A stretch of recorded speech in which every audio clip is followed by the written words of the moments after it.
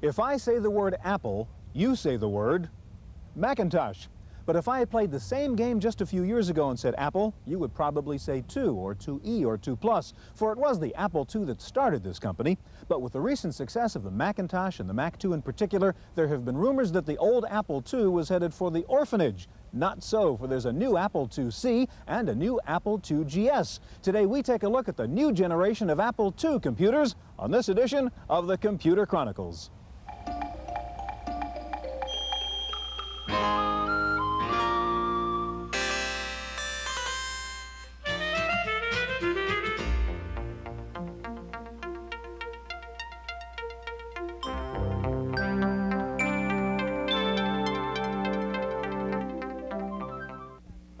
The Computer Chronicles is made possible in part by McGraw-Hill, publishers of Byte magazine, and BIX, the Byte Information Exchange. In print and online, Byte and BIX serve computer professionals worldwide with detailed information on new hardware, software, and technologies.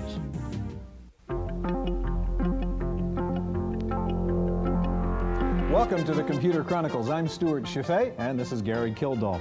And Gary, what I've got over here in this little briefcase is an original Apple I computer. Before they thought about cases for computers, this guy put it into his briefcase. This is literally a museum piece, but it's only about 10 years old, and of course it represents state-of-the-art technology at the time for personal computers. Knowing what we know about technology and PCs today, what is the point in coming out with a new 8-bit computer like the IIc Plus? Well, Stuart, it's important to understand what the Apple, really, where it came from. Steve Wozniak is the guy that engineered this thing, and he was a video person as well as a computer person. He realized you could put these two things together.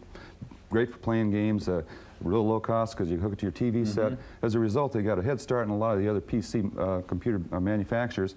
A lot of software was produced, good customer base. This is a sufficient machine for a lot of people to use in education, in the home, and so forth.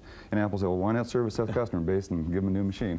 Well, we're going to take a look at that new machine today. It's the Apple IIc Plus, and we'll see how it has improved on its ancestors. We'll also take a look at GS-OS, the new operating system for the Apple II GS, and its new ability to work with a CD-ROM drive. Now, Steve Jobs and Steve Wozniak were the architects of this early generation of Apple II computer. John Sculley is the driving force behind Apple now, and we're going to start out this program by visiting John Sculley in his office at Apple to find out about the company's real commitment to the future of the Apple II. Since its introduction over 10 years ago, the Apple II has proven to be a sturdy and persistent computer with a loyal following of devoted fans. There are now about 4.5 million of them scattered around the world. But company support for the Apple II line, at least in the eyes of its owners, hasn't always been evident, as Apple President John Sculley admits. Well, I think in many ways that Apple II users have felt abandoned by Apple because they haven't heard many messages from the top people in our organization to give them encouragement that the Apple II was important.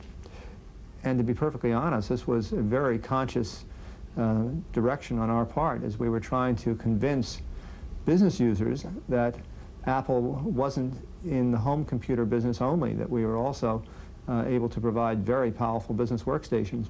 Without the success of the Macintosh in business, we couldn't afford the huge investment we have in research and development and the support of proprietary technologies for Macintosh and the Apple II. Today, the Apple II has become 3 machines, including the little-changed IIe, the colorful IIgs, and the portable IIc Plus. But increasingly, the Apple II series appears to be headed in a different direction from the company's most powerful and expensive computer, the Macintosh. The best way to really understand the two products is to look at the software bases that they have. The software base for the Apple II is largely educational software and enthusiast software, and it continues to have a tremendous amount of new software as well as many popular titles from the past. The Macintosh, on the other hand, from the start was a computer that was aimed at higher education, colleges, universities, as well as business. Apple Computer has other reasons beside owner loyalty to keep the Apple II line moving forward. For one, it's a billion-dollar industry all by itself, and the machine has captured over 60% of the educational market. Moreover, the installed base is enough to keep users and suppliers busy for many more years. There are a lot of businesses that adopted the Apple II a long time ago that already had made the investment in Apple IIs, don't want to give up that investment they have their files on Apple II computers, and so the Apple II GS has found its way into many small businesses.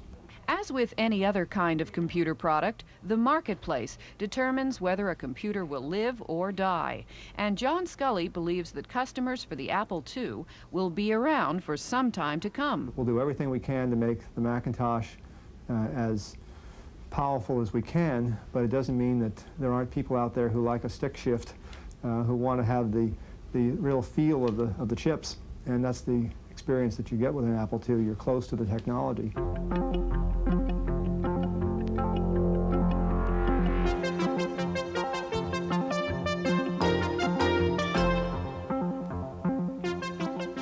Joining us in the studio now is Laura Kurihara, product manager for the Apple IIc Plus, and next to Laura is Bill Cleary, formerly with Apple, formerly with the Apple division of Activision, and now out on your own with Bill Cleary Communications. Gary? Laura, I'd say it's quite an improvement over the Apple that was in the briefcase. That Apple one. What are the new features of the Plus? Okay, just to start off with, we used to have in the 2C a 5¼ inch disk drive, and now we have a 3½ inch disk drive. So what that offers is 5 times the storage capacity and 3 times faster than 5¼ accessing your programs. We used to have a power supply that was external on the 2C. We all remember the power supply. Yes, the brick on the leash.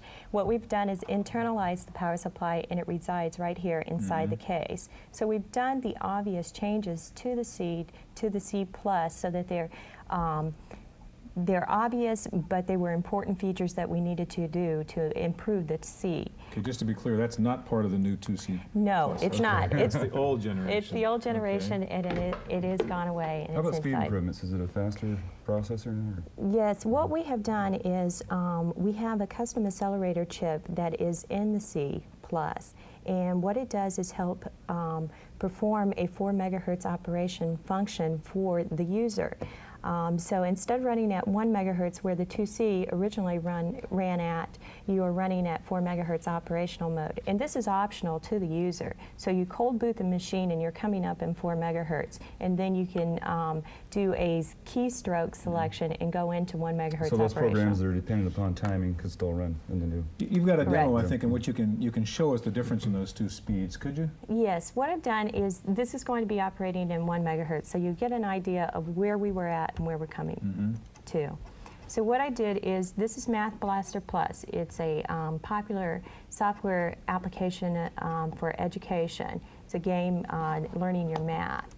So we'll go into here, and we'll be able to see across here. If you take a look at this little guy running across here, and I turn the volume up, you're going to get an idea of what look and sound of 1 megahertz looks like. Now, if I go in and I reset the machine, I'm going to reset the program into 4 megahertz. While we're waiting for it to reboot, then, you're mentioning the 3½ inch floppies now. Are you concerned at all that, I mean, the whole issue with the Apple II, of course, is the gigantic amount of software out there, all of which is on 5¼ Aren't you concerned now that by switching disk formats, that sort of throws out that whole advantage to the user? Well, we were real concerned about that during our development process. So what we did is we seeded over 200 of our software and hardware developers, the majority of them being software developers. And what we wanted to assure is going from a transition of 5¼ inch media to 3½. And what we did is, during this development process, encouraged developers to move to the 3½ and make it available in their separate kit units on the dealer shelves. So on the day of introduction, we're real proud of the fact that we were able to announce over 500 software applications available on 3½ inch media in that separate box, so the user could walk in and purchase that software application, walk home, and he'll have its 3½ there without having to send a coupon in. Okay, can you show us 4 megahertz now? Yes. Now we rebooted, and we'll go back into the game portion selection. Yeah, we're going to see this little guy running around again. And Yeah, you'll be able to hear watch it him run and at 4 see it. megahertz. Huh? You're right. Get back into here and choose level 1. And here it's obviously Yeah, showing right. you a faster speed. That's 3 times the performance Okay, of the now, original. Bill, obviously, I'm not going to buy a new computer to have this little guy run faster. What are the advantages, really, to the 2C Plus and the kinds of users who would use that to the greater speed, to the 3.5-inch floppy and so on? Well, I think there's a lot of, the real excitement about Apple's Apple II line, I think, over the years has been the large number of third-party solutions out there. There are products like AppleWorks, which provide, from Claris, which provide incredible functionality in terms of home productivity or even running a small business. There's just a large number, everything from Print Shop, which is really an Apple II prototype for desktop publishing, which actually impacted the high end of the business. The Apple II is just a phenomenal machine, and the real mystery or the real secret about it, I think, can be summed up in a phone conversation, just paraphrasing what happened a few years ago when I was working as a vice president of marketing at a software company here in Silicon Valley, and I was asked why isn't the Amiga going to knock off this machine? And the answer was real simple. I said, I think the Amiga can knock off the Apple II if it does the following things. If it can, within the next 2 months, get 60% of the education market, if it can get 10,000 software programs out there, and if it can get, at the time, 2.5 million loyal users to support it. And I think that's part of the magic of the Apple II, and there's a lot of reasons why I think people continue to buy them. Laura, you talked about, and we talked about the 3.5-inch floppy. You've got some more options now with the 2C Plus in terms of peripheral drives and so on, don't you? Yes, we did. What we added to the line with the original 2C, if you wanted 3.5-inch media compatibility, you use the UniDisc. What we've added to the line is still the option of using the UniDisc, the Apple 3.5, which you can use on the Apple II GS, and then the Apple 5.25.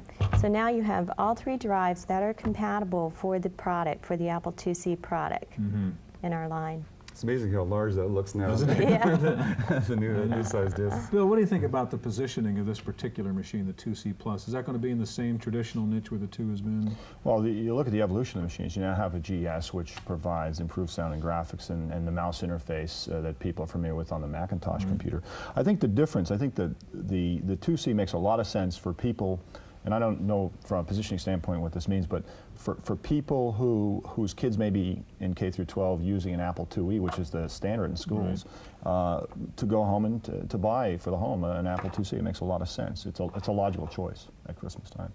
What's the ideal machine you'd like to see coming out from Apple? Personally, because I have a lot of Apple IIc software, been associated with the machine for 8 years now. The Apple II family of products, not just the 2C. I would say I'd like to see a machine where I could run all the high-end Macintosh stuff and also could run all the Apple II stuff. It's probably an unrealistic dream. You want the Apple Master Machine. The The Master Machine was about the size of the 2C Plus there, with a flat panel screen that I could take on plane trips and whatnot. Or if I wanted to run some old 2 stuff, I could still do that. I think it'd be a fantastic product. I know Apple can't formally comment on this, but what would you think about that? I mean, is it a laptop Apple IIc, battery powered and flat screen and so on? Would that be a sensible product? I think from a cost standpoint, it would be very difficult for Apple to do a product like that. I see the GS as sort of an evolutionary step in terms of giving people the Macintosh interface, but I don't know whether or not, from a cost standpoint, you could do a machine that had a coprocessor that could accommodate both sides of the Apple family. But to me, it would be the ideal machine. Personally, I would love to buy one.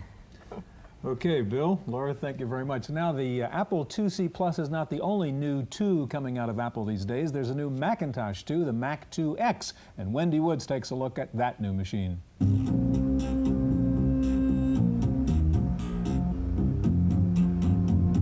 The top-of-the-line Apple model, the Macintosh 2X, breaks new ground for the company. It's the first Apple Mac to use Motorola's powerful new 68030 microprocessor.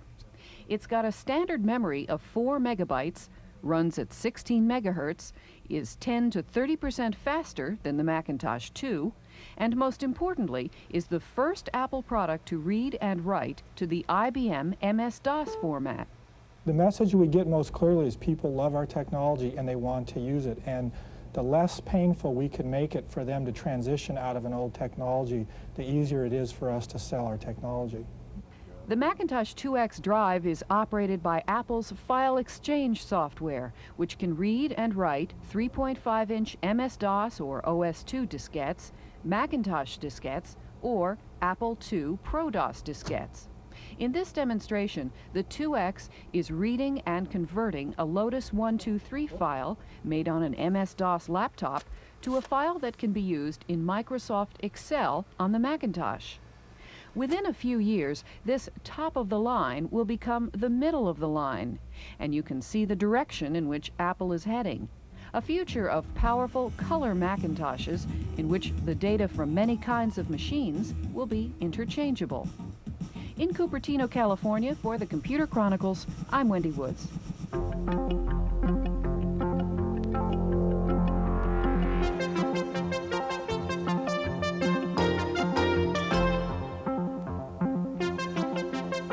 With us in the studio now is Ann Bachtold, Product Manager for the Apple II GS, and next to Ann is Stu Roberson, Director for Marketing with Activision. Yeah, and over the years we've seen various versions of the Apple II. We just saw the C Plus and so forth. How do you differentiate the GS from the rest of the Apple line? The GS is the top of the line for the Apple II product family, and it sells into both consumer as well as education markets, but it's really the most powerful platform we have. But it is still an Apple II Oh, it's compatible. Definitely an Apple II, and it runs all the Apple II software that's available. Can you show us what it looks like, what you're working with here? Sure.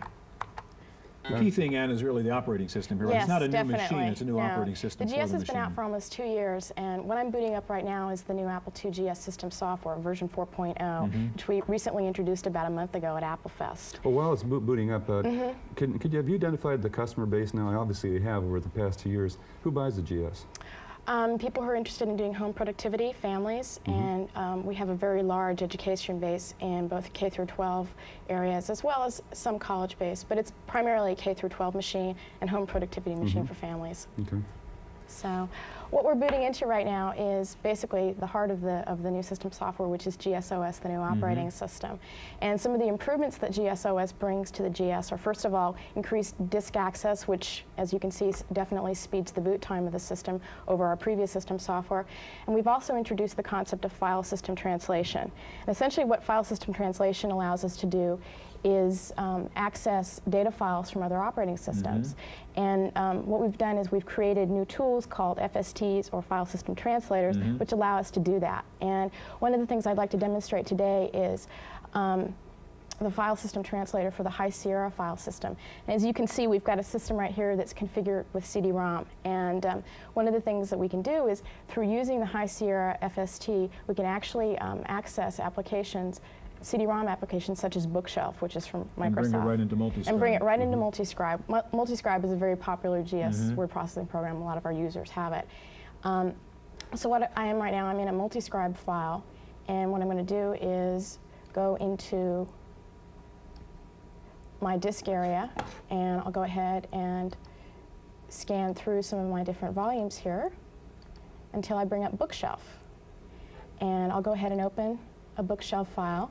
Let's just say I want to access Bartlett's quotations, for instance. And I've actually imported a data file from Bookshelf into my Multiscribe package. And this really opens up the world of CD-ROM for our users, and especially our education customers are very interested in being able to access all the data that you can find on CD-ROM applications. What other kind of applications do you really see in the CD-ROM area? Well, CD-ROM is really a new industry for us, and it's really exploding, and we're supporting it now with the CD-ROM drive that we introduced in March. And this is the first time we've actually supported it on the Apple II line. So any large storage application, this one is a good example.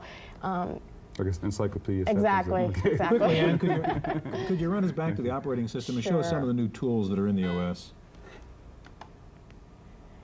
Yeah, in addition to the new operating system, we've created 2 new utilities that will really help our users better manage their hard files, as well as configure their systems. As you probably know better than I, computing is becoming much more complex. And so 2 of the new utilities that we have, what I'm launching right now, is the installer. And the installer is a great program because it allows the user to really easily configure their systems.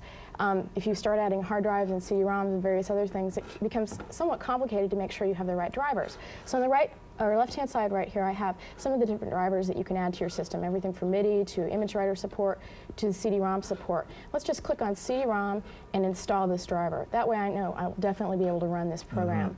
And what you can see right now is a little box that's giving you feedback on the process of adding the driver as well as what files are being added. So you don't have to worry about the different system file management. It's taken care of it for you. You've got one other new utility in there, don't you? Sure. Let me get out of this and we'll go into the advanced disk utility. Right.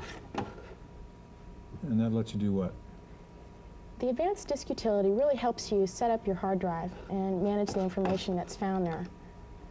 And users, when they first start setting up their hard drive, they'll need to either initialize it or zero it out if it has other information.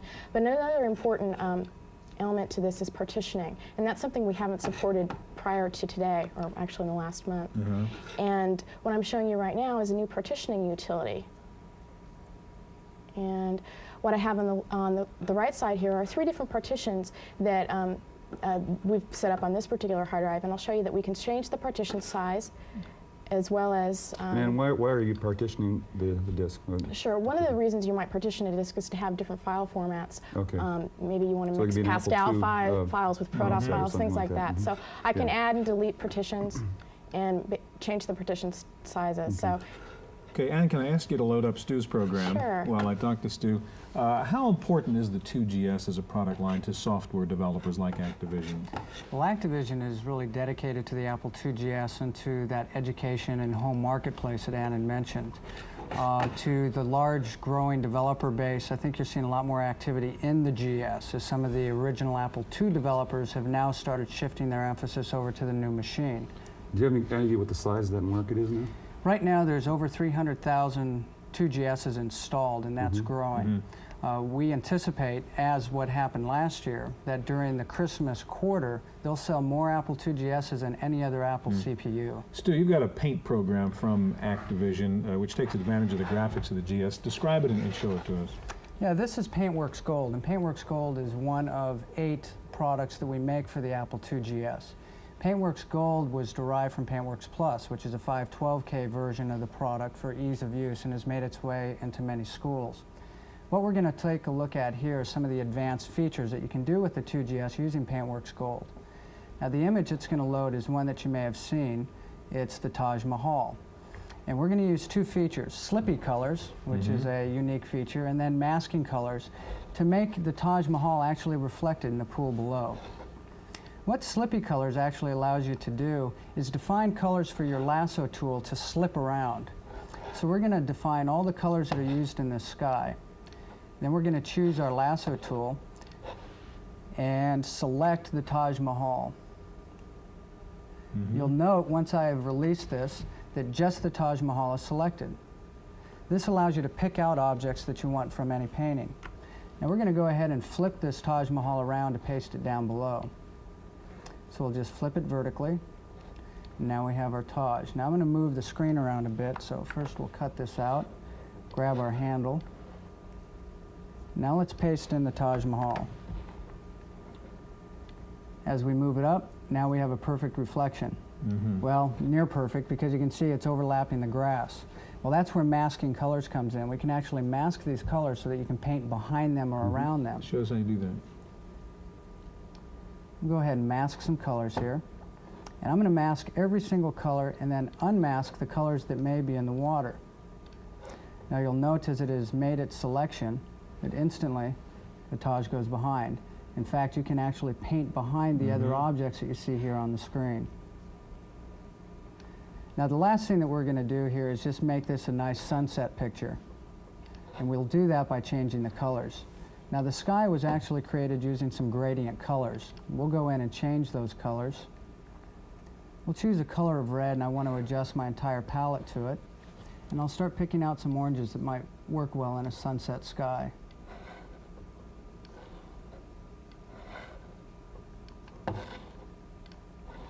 And there you have it. Very nice. Well, that's an impressive product. Stu, thank you very much. It's a nice looking machine and operating system, and thank you. That's our look at the new Apple IIc Plus and the new Apple II GS. Hope we'll see you here again next week on the Computer Chronicles.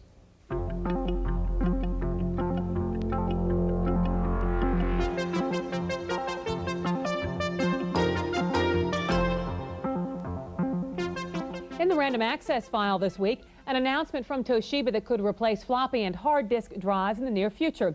Toshiba says it has developed a 4-megabit, electronically erasable, programmable read-only memory chip. The chip provides a readout time of 1.6 microseconds. This is approximately 1,000 times faster than conventional floppy disk, and it takes the chip 1 microsecond to erase or store data.